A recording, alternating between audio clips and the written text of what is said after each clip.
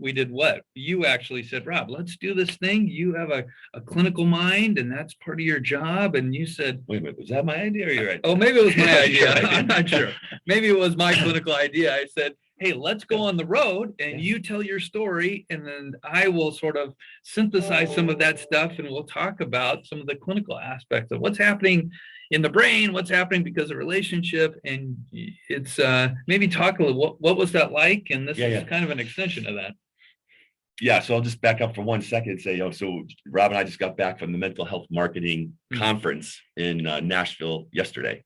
And on the plane, we had some major epiphanies. And back in the day when I was first talking about my story as a way of healing and as a way of trying to help increase people's compassion, sensitivity, and understanding about relinquishment trauma, I would do, as a clinician, I'm a school psychologist by background, but I would tell the story from a clinical perspective. And then I would take a step over and I would tell it the emotional part of it, what that was like. And I would go back and forth and back and forth. And it wasn't until I met Rob that he said to me one day, he goes, why are you telling both sides of the story? He goes, you should just tell your story. And I go, but Rob, it doesn't have any value. People don't want to hear the story. They want to hear the clinical components of like what to do about it and stuff. He goes, no, people want to hear the story.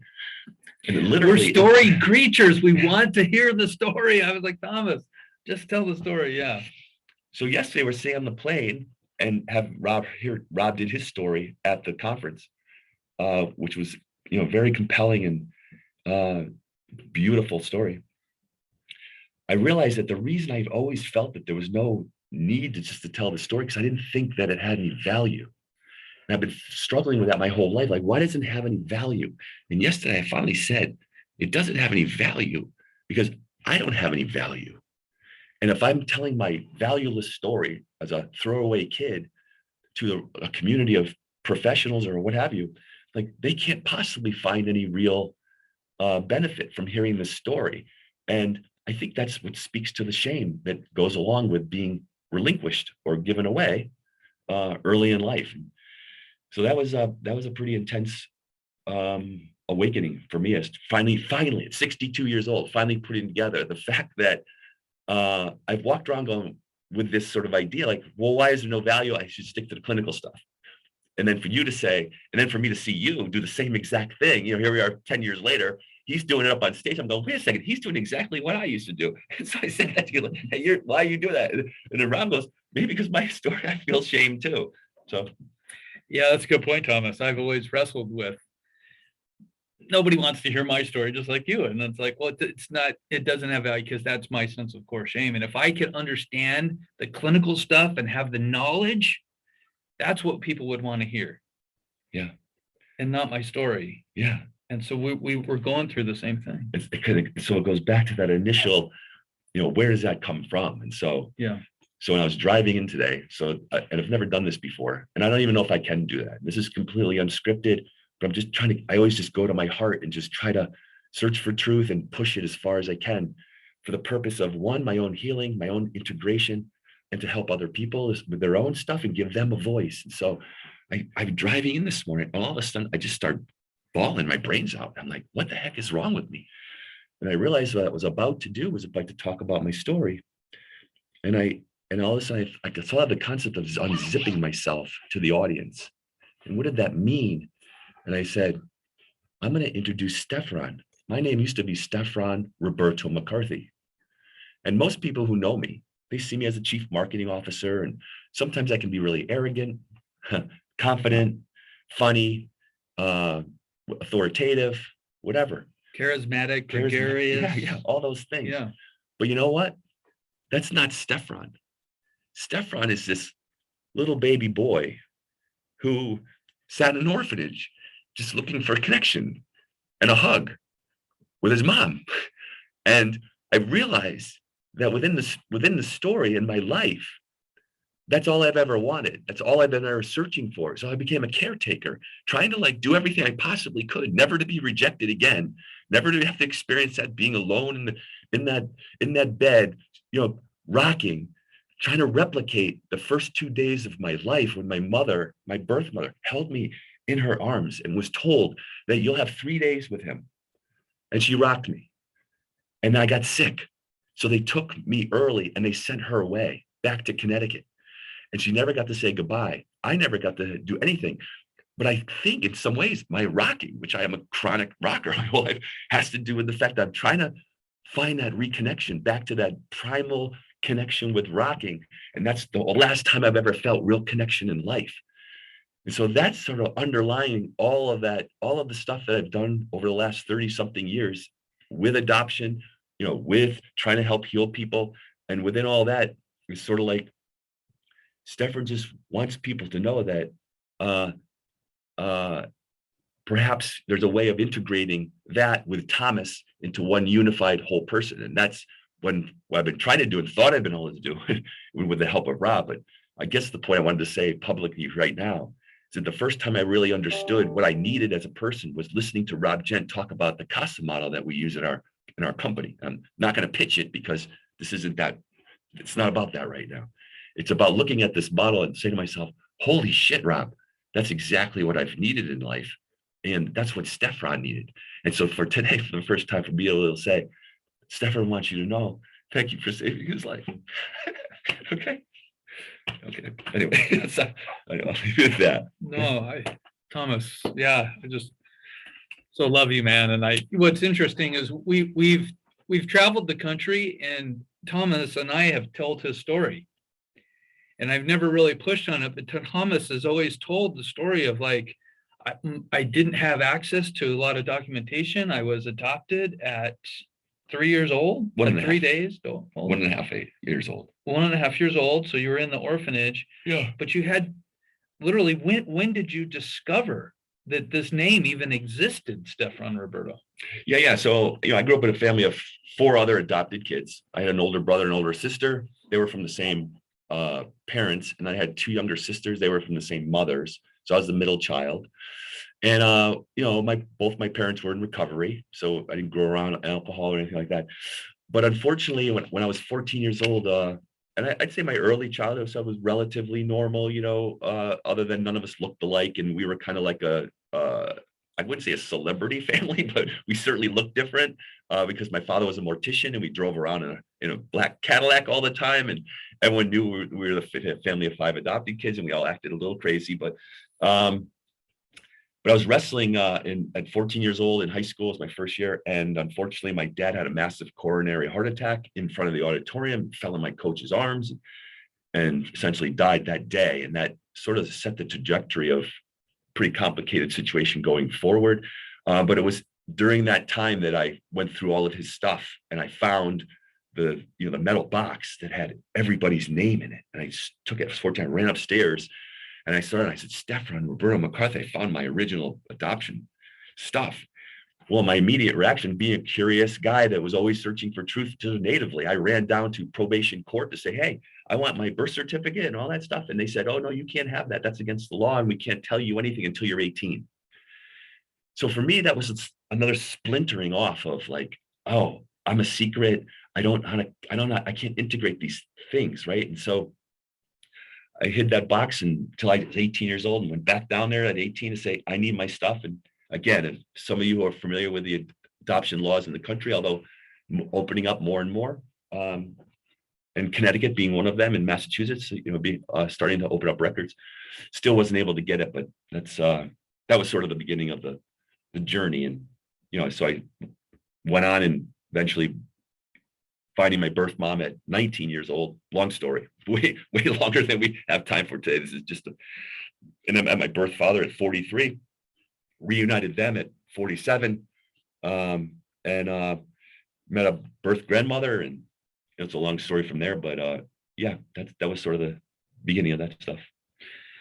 Having some context, what I wanted to say, Thomas, is that as many times as I've shared in the journey with the story, you'll say, and then I discovered my birth name was Stefan Roberto McCarthy, but you've always been distant from it. Yeah.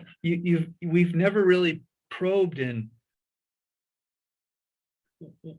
your sense of empathy or acceptance for Roberto, or how you made sense of that. You've always been really Thomas Ahern. Yeah. And that's the plight for if you're working with adopted kids or people or what have you, I mean, I keep saying it's the integration because, in order, the role of an adopted person is to, if you take this child that's been waiting to meet its birth mother, and then we give it to a nurse or we give it to someone, and then you go and have multiple caretakers over the time. And then you're said, hey, here's your new family, and you're expected to connect. You're expected to be grateful. And you're trying to figure out how to make that work, but your body is telling you something's wrong. You don't know what's wrong, but something's wrong. And so Stefan was always, sort of splintered off and hiding, so to speak, in order to survive. You're basically in a survival mode your whole life. So you're hyper vigilant. You're always looking for rejection and loss, and you're always sort of a little paranoid. And you're always, at the same time, you're always trying to do good and like do more than anybody else in order to, never have to experience that concept of like being given away again, if you will.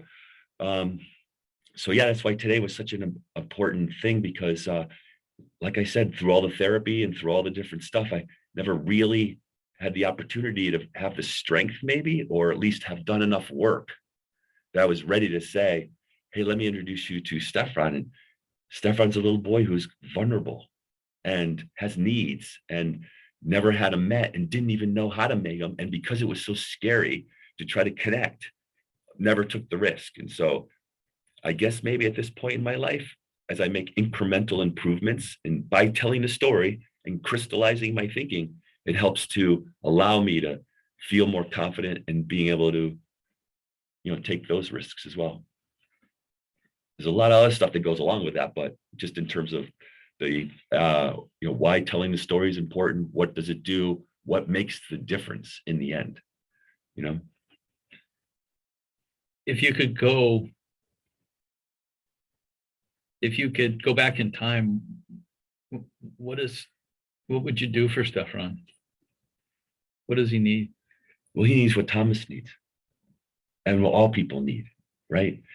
And that's why I say I call it casa, but it's a way of life. It's like, that concept of, and that in the end, that's what's been the most healing. It's been, because it's really hard to love somebody who is splintered off like that expects rejection, is always a caretaker, an unsafe caregiver, that takes risks and, has behaviors that, we've probably talked a little bit about that kind of stuff, but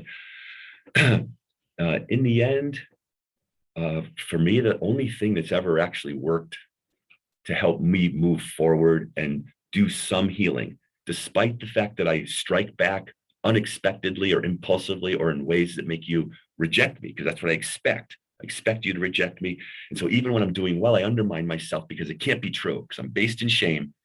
I expect to be rejected. And even when things look good, it's too risky. So I, even unknowingly, even at this time in my life, I do stuff that undermines that process. The difference is that as you tell the story and you do healing, the risk taking and some of the stuff, gets small and short to the point now where I can't even do some things that I would used to do and not have any feeling about. But so in the end, it's just really about relationship and acceptance, despite those times that I might be doing things that make you want to reject me. It's essentially the kind of relationship that you and I have. And it's almost like the reason I can do that today is because you're safe and you've given me what I've not only intellectually, but also on an emotional level. I know I'm safe and I can tell that story, and you'll be there to mop me up, if that, whatever the case might be.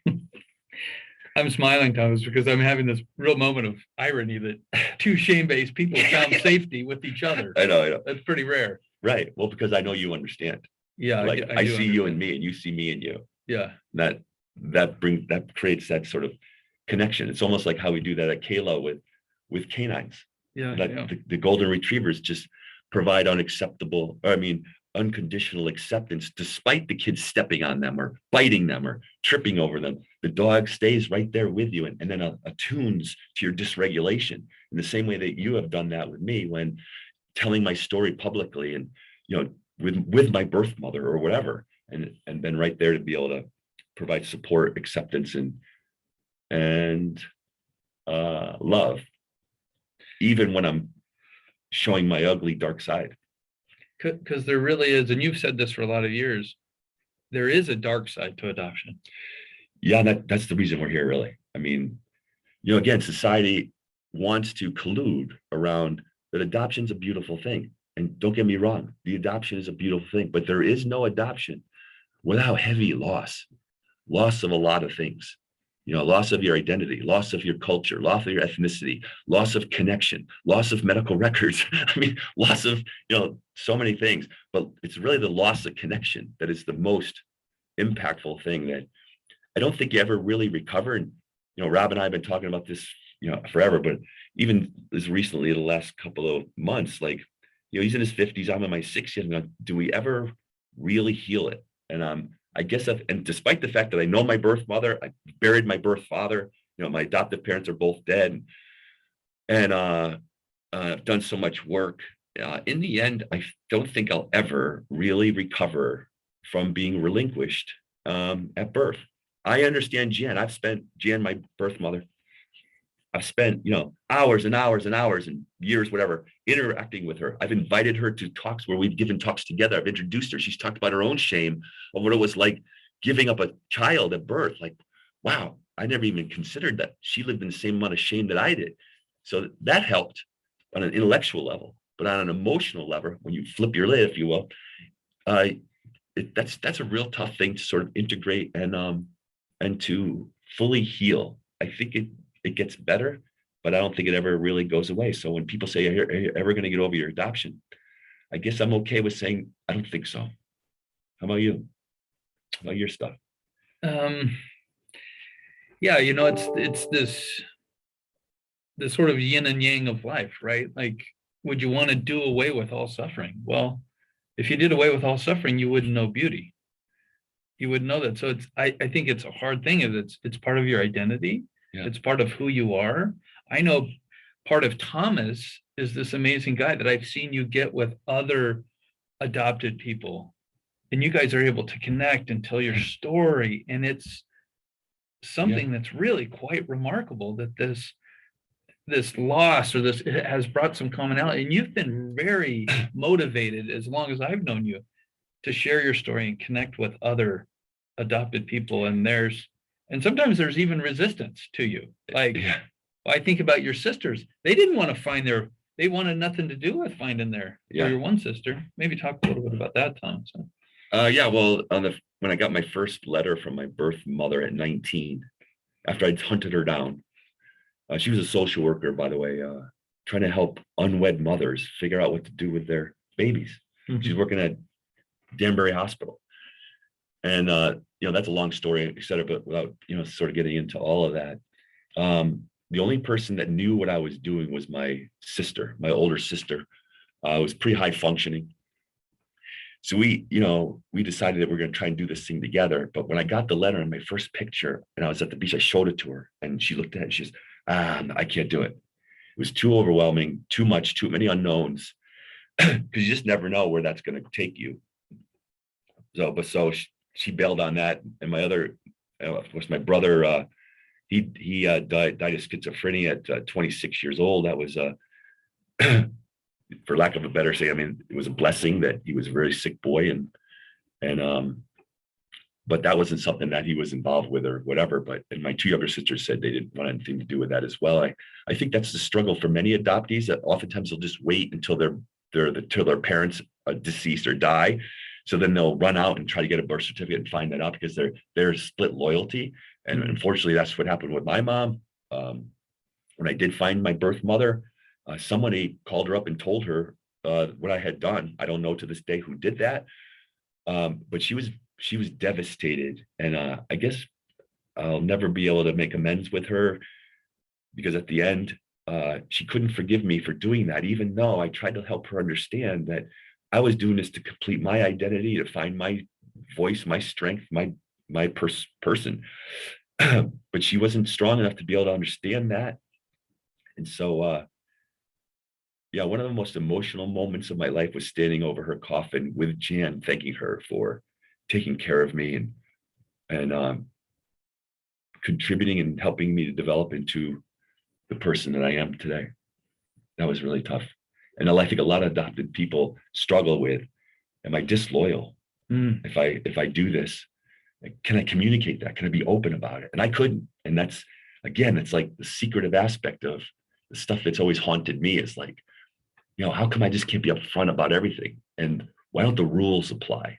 I've always believed that the rules don't apply to me, because when you're giving up for adoption, that's not the rule. I didn't have any say in that. And like, I can't get my birth. I still don't have a birth certificate to this day. I could probably get it now, but I didn't need it because I met my birth parents and done my reunification without it. But when people make decisions for adoptees, and you're not part of that process or what have you, not that you could be, but it's almost like the rules don't apply for you. So you have to make up your own rules. The rules of biological connection don't apply. Like, so now I have to figure out like, oh, you're my father. Okay, great. So it doesn't feel that way, but okay. Right. Something like that. So. Wow. Thomas, when you met your birth parents, did they know how much you had struggled in your life or felt different? Or, I mean, we even talking about, did you ever talk with your mom about, I know we've talked about you rocking in bed and hitting your head on the wall and literally putting a hole in the wall in your bedroom as a kid. Yeah. Yeah. Yes, I think another reason for us to be here today, another reason for us to explore this dialogue is, and interestingly enough, as we do a lot of conferences and stuff, and, we consider ourselves developmental trauma experts, if you will, and important to differentiate PTSD and trauma versus, developmental trauma where there's no pre-trauma history. And yet we've advocated to try to get that into the next DSM. And that's become a good fight. But I was doing a conference on trauma, I don't know, 5-6 years ago. And my birth mother, I asked her if she wanted to come and present with me. She said, yeah, I'd be happy to come and present, but why are you having a talk on adoption at a trauma conference? I'm like, what? And I just looked, I go, Jan, you don't get it. And it was at that point I realized that I had to have a conversation with my birth mom around that. Although she gave me up for the purpose of trying to give me a better life, in those days, right, in the closed birth era days, in the 60s, 50s, 60s, even, 70s, 80s, whatever. No one put the connection together. And so we come from a place of saying there is no adoption without trauma. And that's a hard thing for people to accept, because adoption was a great solution to a societal problem. And most adopted kids come out fine. But that doesn't mean they don't struggle with intimacy, or they don't struggle with relationship, or they don't struggle with boundaries, or they don't have a different narrative than most people want to superimpose over the top of it. Oh, you were adopted, you were chosen. If I hear that again, I'm gonna shoot myself. You were the chosen one. Like, yeah, I was the chosen one, but before I was chosen, I had to be given away. And so let's also pay attention to that too. Okay. So, and that's a really great, and one of this initiative that's going on in the country right now, if you're not familiar with it, it's the TAC training. So case out of Washington, D.C., Debbie Riley put together an adoption competent certification that's taken up, and there's 18 to 20 states at this point that have adopted that curriculum for federal government social work type folks. And at KALO programs, one of our adoption programs that specializes in that as well, we've gone through that training. And I would just encourage people, because there's just not enough people that understand what type of therapy someone who's been through a relinquishment or had a disruption in the caregiver relationship early in life. It's a different type of therapy that people need to experience in order for the real healing to take place. And I'm not sure if it's worth mentioning something about that, Rob.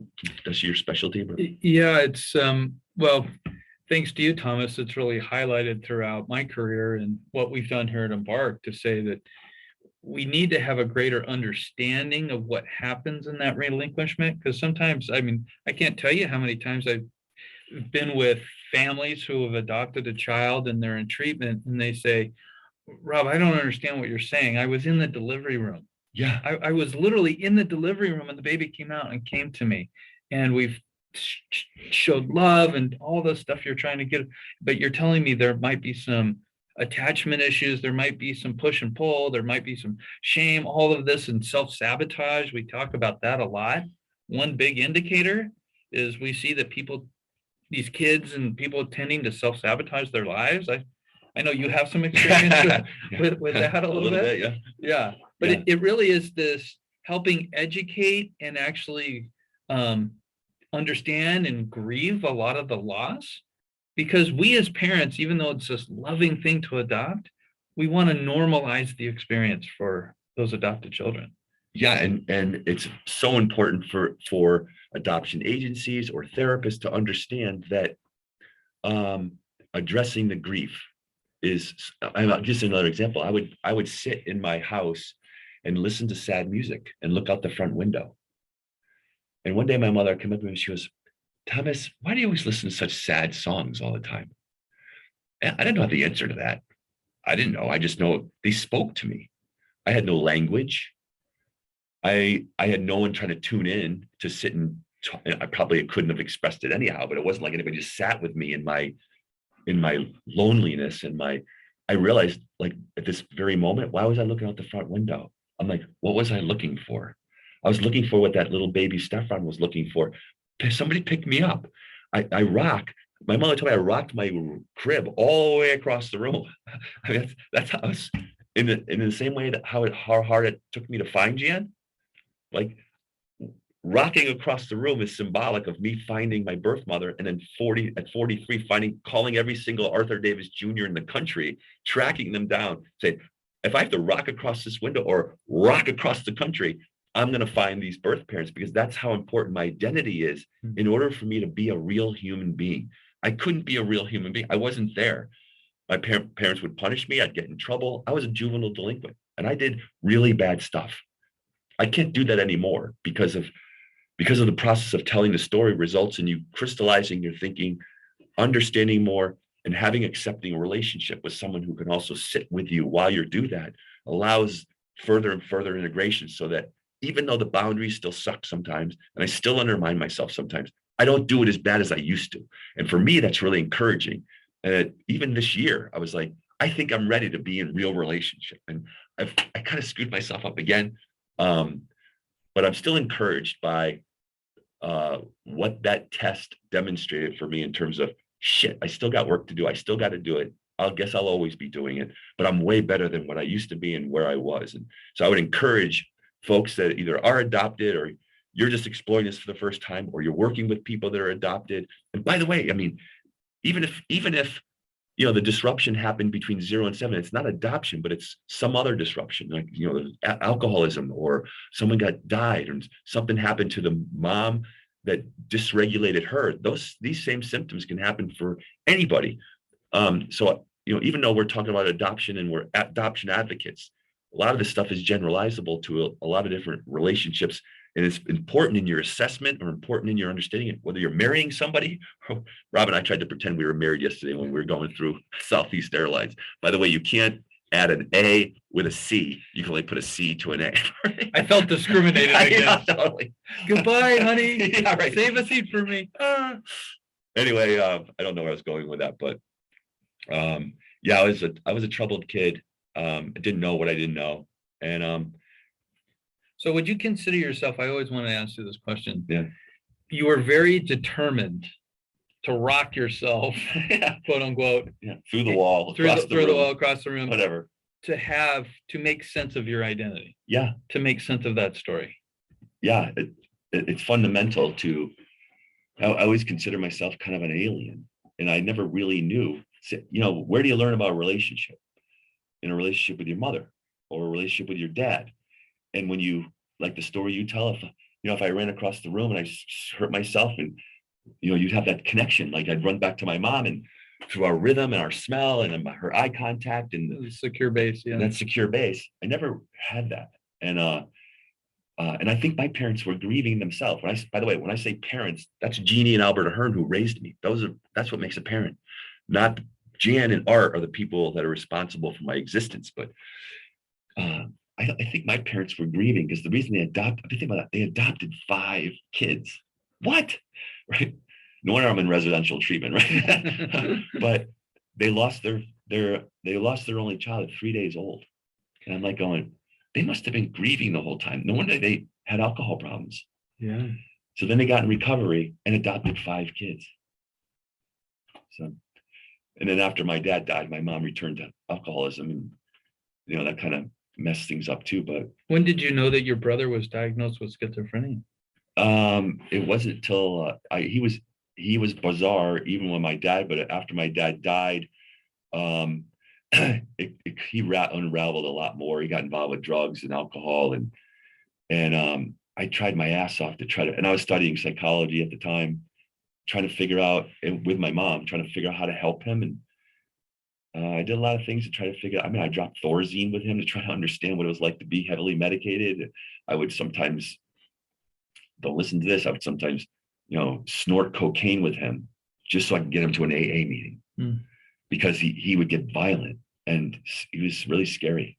I remember like hiding under my bed thinking he was going to come kill us. Oh, so he would knock my mother out, just stuff like that. So that's what I mean. It was good that he was out of his pain, because that's such a horrible disease. Thomas, I think that one big takeaway that I'm always reminded of is that people can miss, it's so easy to miss your baseline as survivor. Yeah. Your baseline is survival in this primitive brain sort of way. And yet part of your survival has been, you're so engaging and you're a chief marketing officer. Yeah. People love you. And having never taken a marketing class. Having never taken a marketing class. And yet people feel so close and accepted, and you're this amazing, I always call it the caregiver. Yeah. Like, you do the dishes, you clean the meals, you do, yeah. You are this ultimate caregiver. And I quickly discovered that. But then one day I remember you saying, but if you get too close, Rob, there's this thing called the circle of trust. You remember that? No, tell me more. It's the circle of trust. And you were like, there's only a very few people in the circle of trust. Yeah. If anybody. If anybody. Sometimes nobody's in that circle of trust. Yeah. And we've had to work really hard at having that security. But my point is, I guess, especially for people to know, it's easy to miss that. It's easy to miss the survival part of Thomas. Yeah. That's intimately related to the charisma and the perception of intimacy and trust. Well, if you ask Belinda. Yeah, your wife. Yeah, my wife. So it was probably 3 or 4 years ago that we went through a rocky period there. And I was like going, what are you talking about? Like, she was going, you're not even there. I'm like, and she, she's an empath. She's highly sensitive person. And here I am thinking, my love language was, yeah, I do everything. I can do a lot. She'll look at me and go, I can't believe how much you can get done in one day. And I'm thinking that's how you love people. That's how you interact. That's connection. You take care of them. And the other one was, maybe more sexualized and stuff like that. So it got cross-wired in there. I think it might have been abused early on. But the stuff that I thought made connection, and this is what I'm saying, like when you don't learn connection early in life, and you go through life not knowing. And so I thought that's how you connected. But she finally looked at me and goes, where are you? I go, what are you talking about? I do this, and I do this, and I do that. She says, that's not what I want. I'm like, what? She says, I just want you to stand up next to me. I'm like, what does that mean? I don't even know. That's freaking scary. And the other time that I recognized this, and the only reason I recognize this is because I've done so much therapy and we've done all this stuff. I remember it was easy to take care of my kids when they were little. Mm-hmm. Then they got old. My kids are older. They're all, some are in their 30s, late 20s now. Some an empty nester. But when they became like in their teenagers, stuff like that, and we went to hug, and they were real people, and I would hug them and I would hold them, and I would feel myself tense up because they were real people with real needs, real wanting connection, and I hadn't done enough work at that point still to feel like I could just step and breathe into it and just be fully present with it. Now, fortunately, I've been able to do a lot of that stuff and I feel way better. And that's why this past year, I'm like, I'm ready, But and fortunately, my kids and I, as you've commented yesterday, have really great relationships. We're really close.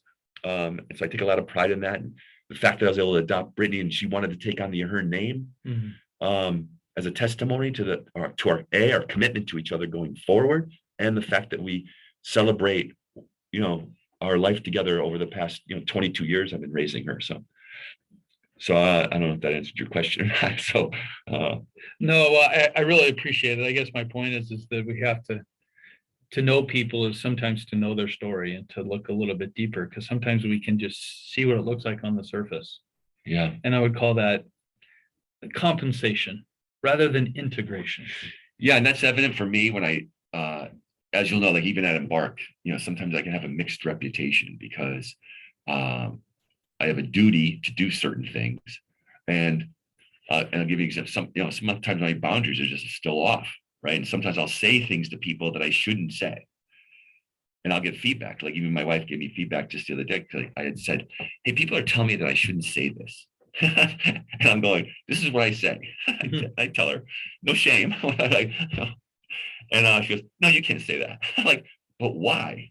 I don't get it. It's like I have a learning disability. It's all I guess in the end, I've kind of come to the conclusion, I have a learning disability.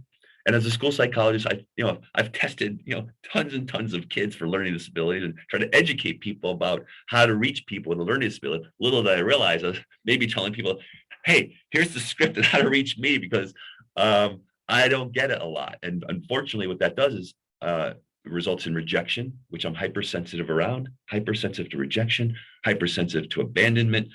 Anytime I sense that you're not pleased with something, I try to fix it rather than just sort of maybe understand it and be with it.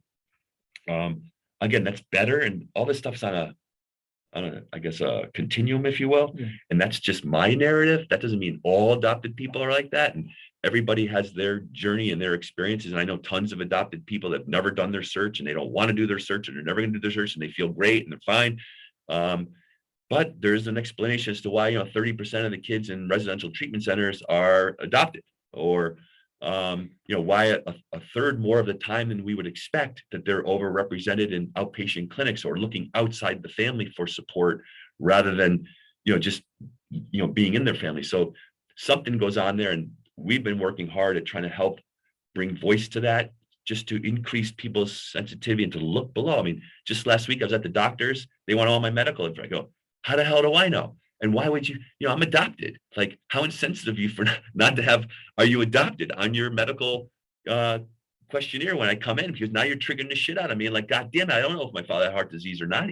Jesus Christ, how insensitive, I mean, you can't win, but right. When you're a provider working with the public, you can't take into every possible situation. But anyway, yeah. So when did you first realize that what you were experiencing was labeled as shame? It was the day I was sitting in what was that, 2015. I guess what's important here also is that for me, I think I was 18, 17, something like that. I can't remember the name of the book, but the first time I read a book, it was called Are You Adopted or something like that. And it was the first time that words, and I was not a studious kid growing up. I was a dumb jock essentially, and athletics was one of the things that, fortunately, I was really good at it, and that gave me a pass through a lot of things. And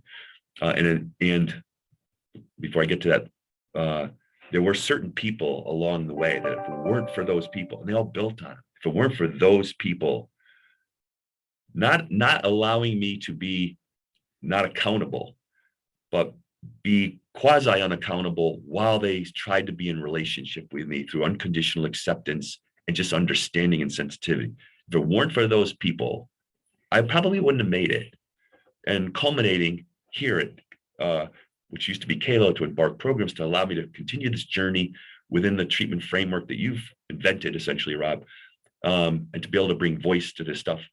I'm so full of gratitude that I'm at 62. I can see the light. I'm going to make it. And I've always wondered, man, am I going to be able to make it? Is Stefan going to be able to, is he going to be able to get through this whole thing?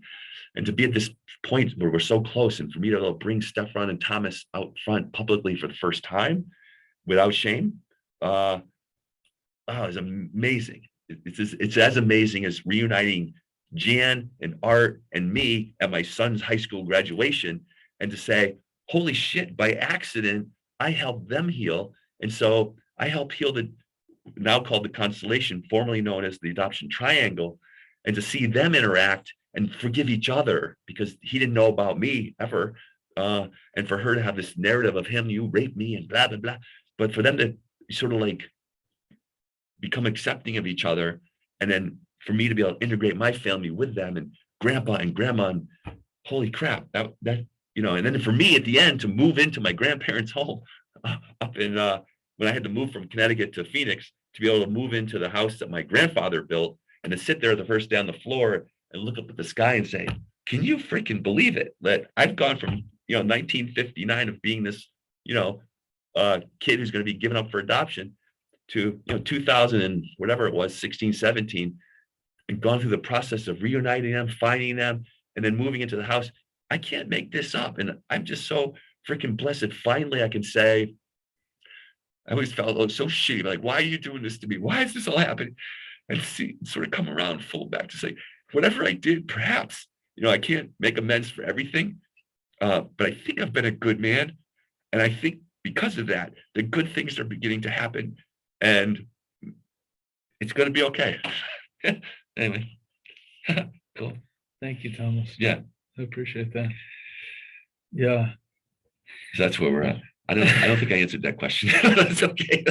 It's unscripted, remember? It's okay. And I don't know that people know, hopefully they can tell just watching that this is such an essential part of our own journey.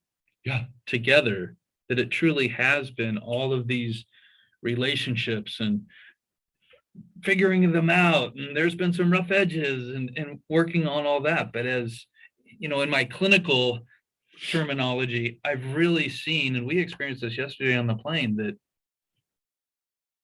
because you've worked on it and made sense of it, and your narrative and your life is changing, your rational, your cognitive brain is putting pieces of the puzzle together, like in this really quick exponential way. It's fascinating, right? Totally. And yeah, so I'm saying, like, even at this age, I mean, and that's why I encourage people to tell their story, or craft your story, get your narrative down, make some coherence of your life. And as you keep doing it, it creates better understanding, more insight. And even like last night on the plane and this morning on the way in, I'm still, and even my wife is going, it blew me away. She was, are you okay? And I go, you have something to tell me. And she texted me after I left the house this morning. I text, I go, and I get triggered all of a sudden, like, wow, you think I'm having an affair or something? Like, and she's like, no, your persona, whatever. I go, no, I just cried all the way in because I'm going to introduce Stefan to the world for the first time. And she goes, we love you both. Oh my God. Oh my God. I was like, oh shit, what a beautiful thing to say. So beautiful. Wasn't that cool? Yeah. So Stefan has an identity and he's being recognized, and he's going to go from that feeble little crying baby that just needs to be touched to growing into a full human that can integrate with Thomas, and we can become that more balanced soul that incorporates the strengths of both. That makes sense? It does make sense. And I'm as much as I'm in my head, me emotionally is seeing it for the first time, that it took this whole journey and to make cognitive sense of it, the rational brain part of it, in some beautiful way. This is the first time your brain made rational sense of it, but your body and your emotional system allowed you to accept Stefan and embrace him. Yeah. That's what's been so beautiful, Thomas. Yeah. It's this holistic healing. It's not just making rational sense of it. And that's what we're so compelled to bring to open access. And this isn't about selling a bark. This is about you and I's. Yeah. This is what we want. This is what we must do for a living. Yeah. Yeah. There's real. And it's really still scary. Yeah, it's still scary. So I can even feel myself. I can feel my brain come online. But the goal was to break the zeitgeist and like keep my frontal cortex offline and let all the emotion just sort of flow for the point of helping others see how they can be a catalyst in relationship to those that they're impacting or the people in their family. Because in many ways, this is just about the universal of life. Like the only thing that really matters is love in the end. And how good are we at being in love? And even when things get dark and difficult, can we stay there for the purpose of knowing that that is really where the true healing and the true meaningful connection that happens. And for me, that's the only thing. So I fight hard for when I have those relationships that I think have the potential to be safe and that can help to hold on to them. Which I don't do a good job at. But you know what I mean? Yeah. Grateful for you. Yeah. Thanks, man. Sincerely, thank you, Thomas. No, thank you. I appreciate it. Appreciate you saving my life, man. Yeah. Wow. I wonder if anybody has any questions. Yeah, we've got 5 minutes left. I would love to, just to open it up a little bit, if you wouldn't. Like offers maybe like a different perspective, not necessarily like a clinical perspective. And I love that, like, we're just here like as humans talking about our own stories. And for me, like, I'm a fellow adoptee, and I took note of one question that I did want to ask is, like, I find myself relating with you, Thomas, on like your struggle to connect with like your current self with like your birth self, Stefan. And I just wanted to like hear from you and Rob on what some pivotal realizations were in your life and or, you know, clinically that have allowed you to learn how to love your birth self, Stefan, and love your current self, because there is that, like, there's a separation that almost feels like, wow, I have to, like, I can't love my original self because I was like, you know, abandoned or whatever, you know. So what's that, how are those interconnected with adoption, Shane? You want to take a shot at that one first? Oh, you go ahead and then I'll. Yeah. Well, I'll be honest with you, Kevin, I never, like I said, these epiphanies just happen because of something else. Like, it all builds on itself. So it's taken me, I don't know, we probably told him the story 20 times across the country. And I didn't even know that Stefan was something I was supposed, I just had a name, but it was at arm's length because of I think now, you know, because of probably the shame, or because I hadn't spent any time with Stefan, really.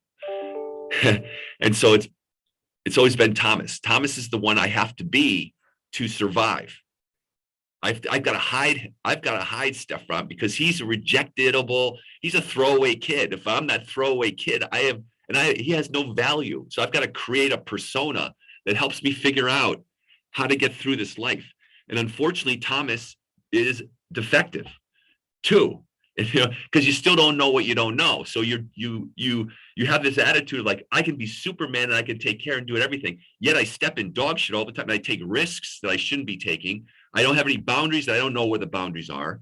I don't listen to my own bells and whistles going off to say, warning, warning. And I would just not pay attention to them because I can't trust myself, because when I was attaching to my parents, it was saying, don't attach. They're not your parents. But then everyone's telling you, oh, that's your parents. Like, wait a minute, it's like having an alcoholic parent. You don't know what to trust. So you don't have any self-esteem because you're like, you know what I mean? So you're dependent on other people to make you feel good. So you might try to make people feel good, whatever that might look like. You know what I mean? Whether it's good, bad, or different. If I make them feel good, I'm going to survive.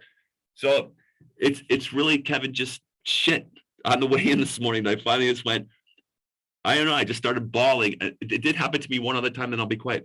One other time I was sitting in a understanding youth and others, understanding self and others workshop in college.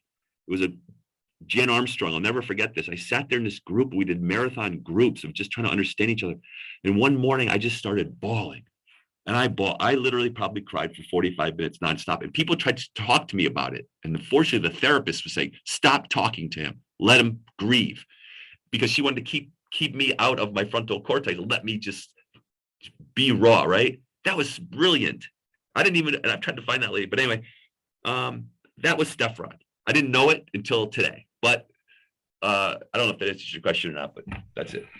Yeah, no, that's great. You know, Kevin, it's a really great question. Is hopefully in knowing Thomas, the more he's experienced the experience of trust with others in his current life, that's what has facilitated an acceptance and integration of that rejected kid. There you go. So it's not one or the other. Yeah. As he works on this seamlessly comes in. Kevin, it's definitely just people. I can probably count them on one hand. I can tell you exactly who they were. Like Jan Armstrong, that was one. You know, there are people, and in between that, no people.